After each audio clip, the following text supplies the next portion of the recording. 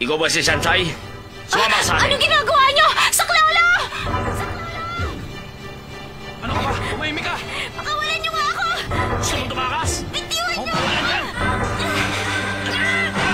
Ay! Ano ba? Hawakan! Ako nga nagmamaneho! Sino ba kayo? Bitiwan niyo nga ako! Saklolo! Ano ba? Huwag mo kasipain! Abang nito ah! Sinakot mo na yan!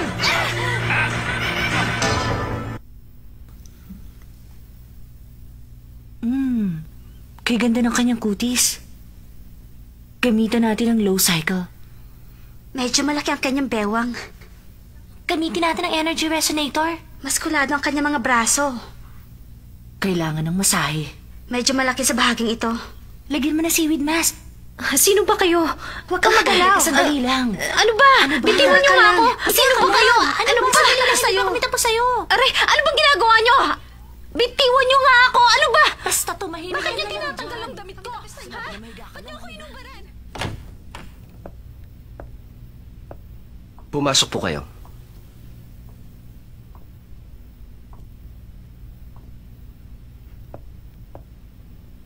Maghintay kayo sandali.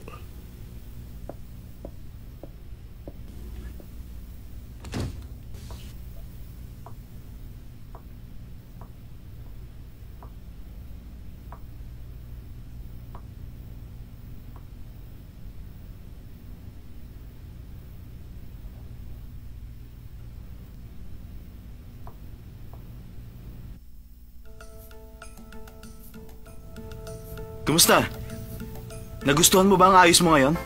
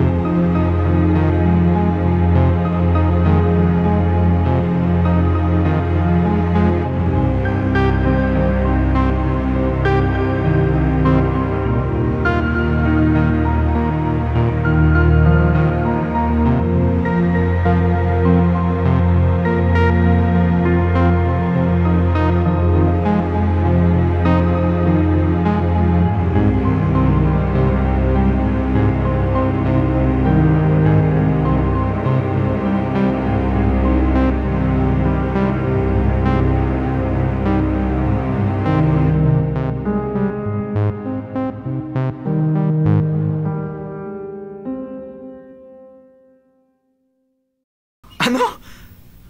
Napakaraming babae dyan na gustong sumama sa akin. Pwes, puntahan mo sila. Huwag mo ako itulad sa kanila. At ito ang tandaan mo. Kailanman, hindi mo ako mabibili. Ubusin mo man ang kayamanan mo! Shanshay!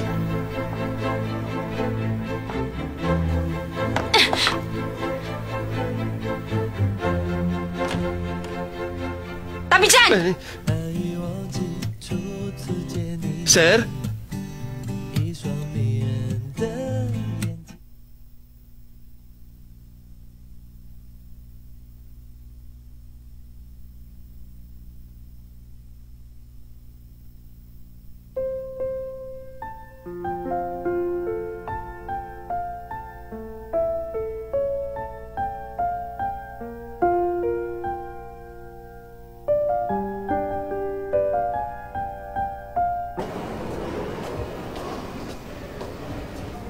Hindi magandang nararamdaman ko.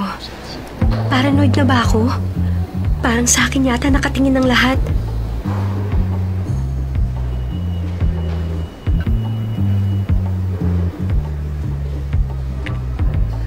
Iba talaga ang culture ng mga lower class. Hindi mo sila pwedeng... Isama sa mga upper class, ang lakas naman ng loob niya. Sinabi mo. At Nagpaparinig na naman. Biruin mo yun.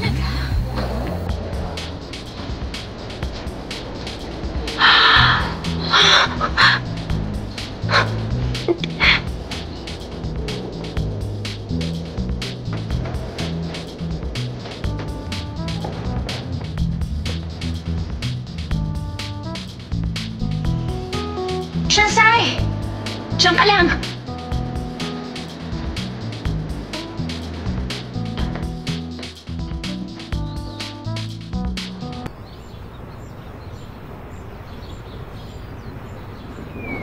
Sobra kang pasikat ngayon for si Shimen lang, hindi maaari makagawa niyan. Sino may sabing hindi ko kaya? Naisip ko lang, walang kwenta. Aksaya sa panahon. Nakakabagot. Lay, ano na? Anong problema? Ano nang gagawin natin sa Yagit? Ano ba? Hindi ko alam. Ano bang iniisip mo? Mitsu! Ang sabi ko sa'yo, di mo siya kaya. Aminin mo na. Talo ka na. Huwag niyo kalimutan ang parte ko. Hindi pustahan na usapan dito. Reputasyon natin nakataya dito. Dawing Sa! Anong ginagawa mo? Bastos! Bumaba ka dyan! Hindi totoo mga sinulat mo sa akin! Hindi ako nagpa-abort! Virgin pa rin ako!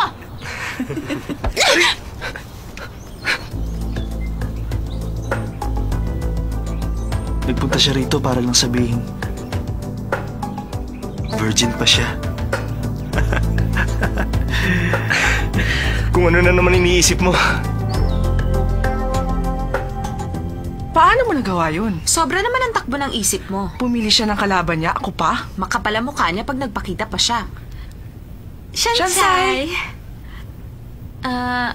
Kasi nagulat lang ako kaninang umaga nang makita ko ang nakasulat sa blackboard pagpasok ko ng classroom. Oo nga. Alam mo naman, mga babae tayo, hindi ko mapapatawad kung sino man ang gumawa noon. Kapag sa akin nangyari yon. Hindi ka naman kasing tapang ni Sensei. Hindi mo ba naisip na ang katapangan ng katangian niya bilang babae? Oo nga, Shansai. Naniniwala naman kaming hindi mo magagawa yun, di ba? Salamat. Di ba doon ang daan papunta sa school cafeteria? At dito ka pala dumadaan pa uwi, Shansai. Doon naman ako madalas nakapark. Ganun ba? Hindi ba doon ang parking area mo? Okay lang yon. Malapit lang naman ang lalakarin. At isa pa, magkaibigan na tayo, di ba? At nag-uusap na tayo, di ba? Siya nga pala, may party kaming pupuntahan bukas. Kung wala kang gagawin, sumama ka na lang sa amin. Hindi, huwag na lang. Wala akong bagong damit na masusuot. Okay lang. Hindi naman formal ang parting yun. Siya nga. Pwede kahit cowgirl ang outfit mo. Sige na, 5,000 lang naman ang ticket. 5,000? Huwag na, wala akong pera. Shansai, sige na, sumama ka na sa amin. Okay lang, ako ang babayad, hindi naman problema yun. Pero, Okay na kung ganon? O sige, bukas 2:00. Tandaan mo, cowgirl outfit. At huwag mong kakalimutan ng scarf, okay? Tomorrow. Shansai, talaga bang sasama ka sa party? Ang narinig ko, gagawin sa isang napakagandang private club. Kakaiba talaga ang mga estudyante ng Yingde. ikaw lang naman ang kakaiba. Hindi naman ako nagbago. 5,000 ang bayad sa ticket. Kalahati lang yun sa kinikita ko sa loob ng isang buwan. Sa totoo lang, hindi naman ako nagpabagay sa kanila. At sa palagay ko lang, nakikipagkaibigan lang naman sila sa'yo, hindi ba? Di ba sila nga magbabayad ng ticket mo? Alam mo, sa tingin ko, seryoso naman sila. Sige na, sumama ka na.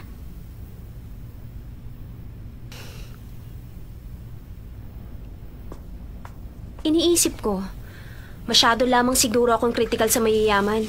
Pero alam kong hindi ko sila mapapantayan sa material na bagay. Pero pwede naman siguro kami maging magkaibigan, di ba? Siguro sa spiritual level. Ayun oh. Ano ba bibilin mo kasi? Tingnan mo, mga cute dumarating. Ano bang tinitignan mo? Ano ba talaga tinitignan mo dyan, uy? May bibiling ka ba?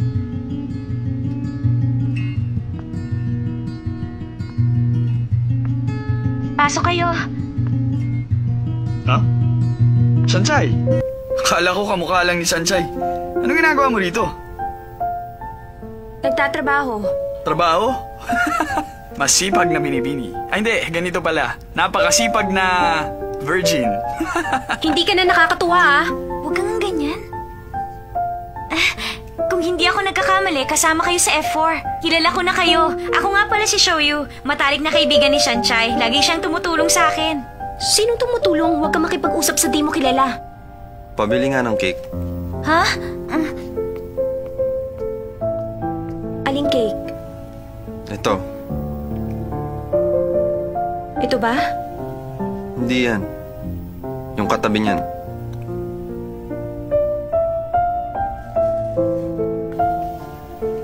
Hoy, Lay. May lakad pa tayo mamaya. Ba't ka bumibili niyan? Hindi ka naman mahilig sa matamis, ah. Hindi nga. Pero parang gusto ko lang. Nagiging seryoso ang kilos ng kaibigan ko sa harap ng babaeng crush niya. Tulad ng pagbili ng cake, halimbawa. Magkano? 90. Tingnan mo, nag-blush ang mukha niya. Huwag kang mag-alala. Nagbibiro lang ako. Hindi naman siya seryoso dahil sa'yo, eh.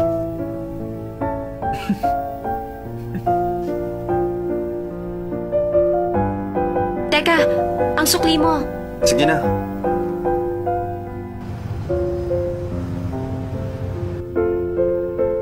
Uy, kung hindi siya seryoso dahil sa'yo, baka dahil sa akin.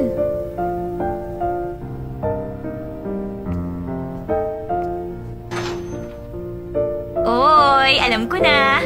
Huwag mo sabihin yung kakaibang lalaking sinasabi mo ay yung bumili ng cake, tama ba? Lagi ba siyang nakangiti pag kayong dalawa lang, ha? Tama na nga biruan. Nasaan na ba tayo? Teka, ang sinasabi ko magkaibigan sa spiritual level. Pupunta ba ako sa party bukas? Oy, hindi pa ako tapos. Akala ko ba kaibigan kita?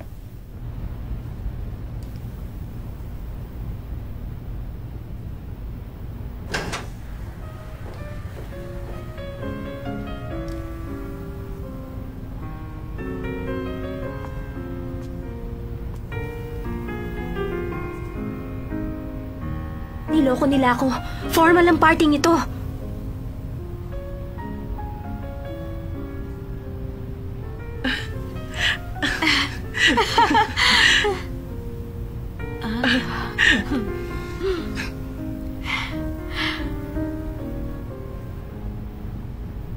Late ka.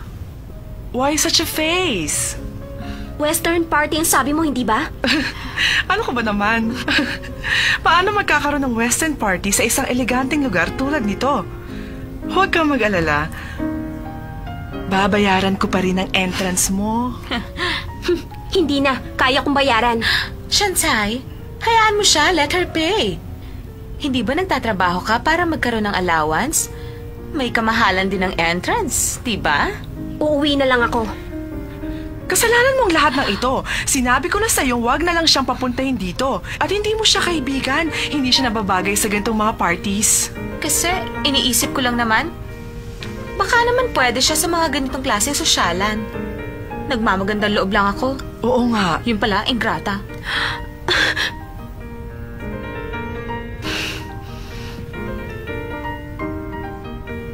Saan ba magbabayad? Miss, pakidala sa kusina. Bakit ito binibigay sa akin? Shansai, natural lang na mapagkamalan ko ang isa servidora. Magsalamin ka nga. Meron kang red scarf. Sa palagay mo ba?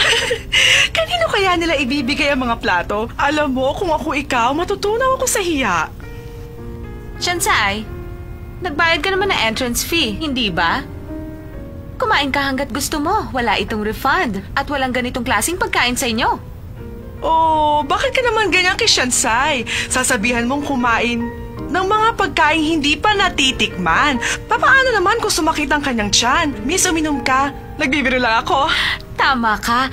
Palagay ko tama na ang tubig para sa kanya. You take care now. Aalis na kami. Saan kumpanya kayo nagtatrabaho? Estudyante pa lang kami. Saan eskwelahan? Sa Yingte University. Walang duda kung bakit kayo napakaganda. Thank you very much. Parang hindi kayo mga kolehiyala. How sweet naman. Totoo yun. Kakaiba naman ang isang ito. Tagayengti ka rin ba? Miss. At nakapantalon ka. Hello. Ang akala ko ba ang mga babae pag galing sa isang elite school, tulad ng Yengte, pare-pareho lang manamit. Pero, kakaiba ka. Pwede bang malaman kung ano ang iyong pangalan? Pero talagang kakaiba siya. Tama, talagang kakaiba siya. Alam niyo ba, high school pa lamang siya, talagang delinkwente na siya. Natutulog siya kahit saan. At 2 beses na nagkaroon ng abortion. Masyado ng personal para malaman ninyo. Espesyal, di ba? Special. Sige, kukuha lang kami ng maiinom. Sige, magkita tayo mamaya. Kung ganon kayong sumulat ng chismis sa Blackboard tungkol sa akin. Yap, kami nga. Dahil masyado kang KSP at nakakairita. Gusto naming mawala ka na sa university. Kaya ipinaalam namin sa lahat. Ang tunay mong pagkatao. Anong dahilan? Marami ng oras at pera ang naksaya namin. Para lang mapansin. Para pagdating ng panahon, makapangasawa kami ng mangyayamang lalaki. Ang mga lalaking tulad na F4, sila ang mga type namin. Hindi kami papayag na isang hamak na katulad mo lamang ang papansinin nila. Alam mo, sa totoo lang, hindi ka nababagay sa kanila. Hindi ka namin kauri. Ang akala mo ba gusto ka namin maging kaibigan? You don't belong here. Malaking embarrassment para sa amin na makatabi ka lang. Tulad ngayon. Hindi dapat iniimbita ang mga katulad niya. Imposibleng mangyari yon. Makaalis na nga. Hindi ako aalis. Hindi ako magpapatalo sa kanila. Sino si Rang nag-imbita sa kanya? She does not belong to our circle. Oo nga. Forget about her. Bakit naman ganoon na lamang ang pagkakatitig mo doon sa kalbo at matabang mama kanina? Doon sa party? Gross, kadiri ka ha? Huwag mo kalimutan. Ang objective natin ay makabingwit ng mga CEO o mga vice CEO. The hell I care kung mataba o kalbo. Ang mahalaga, maakit natin sila. At iwan na lang kapag nakakita ng mas batang papa. Siya nga, korek ka dyan. Well, that's life. At yung kapalit, sigurado mas mayaman.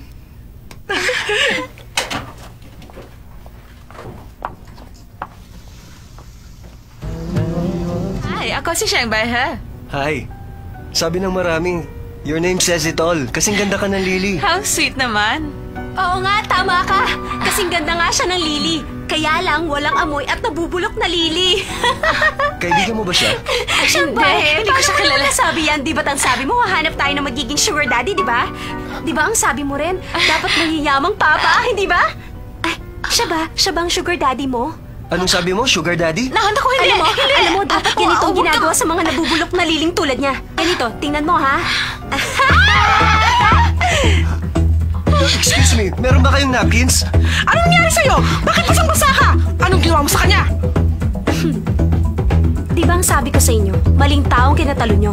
Kung talagang type nyo ang F4, bakit hindi nyo sila puntahan? Wala akong pakialam sa kanila. Ito ang tandaan nyo, ang mga babaeng tulad nyo, walang kwentang mahalin. Akala mo ba paalabasin namin ito? Eh di gawin yung gusto nyo. Alam kong ganun lang naman kalit ang tingin nyo sa akin. Pero itong masasabi ko, hindi nyo ako maiiwasan.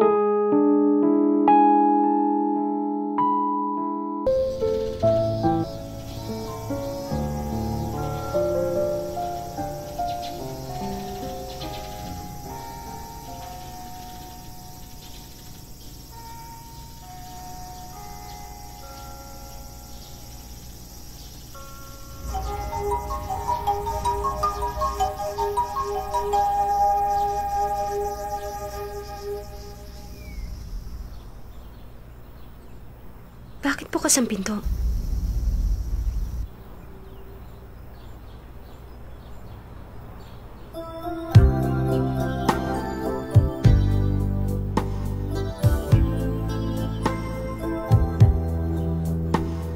Good morning.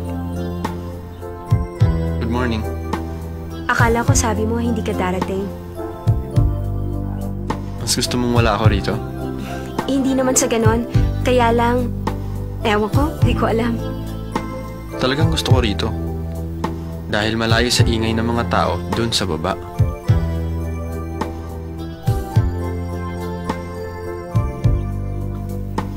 Alam mo ba ang pagkakaiba ng oras dito kaysa sa France? Huh? France? 1, 2, 3... Hindi. Hindi na bale.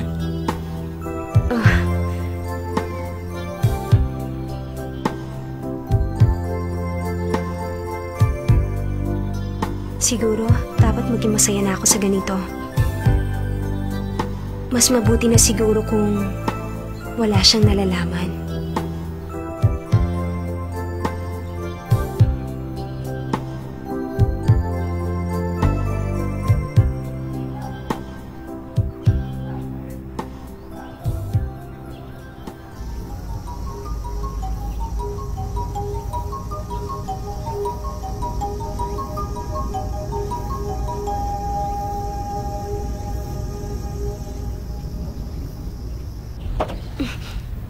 Ano ba? Di ba't ito ang magazine binabasa ng mayayaman? Ba't mo binigay sa akin? Buksan mo ang iyong mga mata. Basahin mo ang cover. May featured article tungkol kay Teng Tang-chin, anak ng CEO ng Teng Corporation. Tumutugtog ng 5 instrumento, may navigation license at kasalukuyan nag-aaral sa France. Siya rin ang napiling Miss Teenage France at nag-iisa siyang anak. Ano masasabi mo? Ang galing-galing naman niya. Sino ba siya? Siya ang childhood sweetheart ni Hua Chelei. Malapit na siya magtapos sa pag-aaral at babalik na siya rito. Ano na ngayon ang gagawin mo? Hindi ka nababagay kay Hua Chelei. Tingnan mo si Teng Tang-chin. At tingnan mo ang sarili mo. Ni hindi ka maihambing sa hibla ng kanyang buhok. Ang lakas ng loob mong kausapin si Lei, malakas din ang loob mong akitin siya. Ano nangyari sa'yo? Ano ba? Hindi ba kadalasan agresibo ka naman? Anong problema? Natauhan din siya. Ito ang tandaan mo. Anumang pagpapaganda ang gawin mo, hindi ka pa rin babagay kahit kanino pa sa F4. Ang damong ligaw tulad mo, hindi ka nababagay sa aming mundo. Masisira ang image namin dahil sa'yo. Sige na! Umalis ka na dito! Damagza! Sino may sabing pwede mo siyang dalhin dito?